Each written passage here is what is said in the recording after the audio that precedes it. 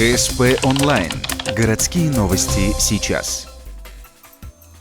Ухтинец Борис Гизатуллин победил в республиканском этапе всероссийского конкурса «За служение спорту». Еще в юности он увлекся лыжами, легкой атлетикой и футболом. А когда вырос, оказалось, что спорт – его жизнь. Точнее, занятие на всю жизнь. Стаж работы Бориса Фаткуловича в физкультуре – 44 года. Большинство традиционных соревнований в нашем городе организовал именно он. Например, хоккейный турнир на призы клуба «Золотая шайба» проводится до сих пор.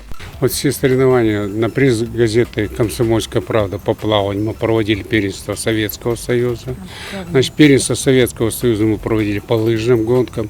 Перед самым уходом в 1995 году мы провели здесь чемпионат мира по русским шашкам, где проводили целый месяц там. В 1996 году Борис Гизатуллин ушел на пенсию, но быть пенсионером смог только 5 лет. В 2000-м вернулся на работу, уже 16 лет работает в спортклубе УГТУ. И по-прежнему без него не проходит ни одно крупное спортивное событие Ухты. Совсем недавно участвовал в проведении легкоатлетических соревнований для первокурсников УГТУ. А на носу уже новое. На кроссе «Нацию» он снова будет давать старт подрастающим спортсменам.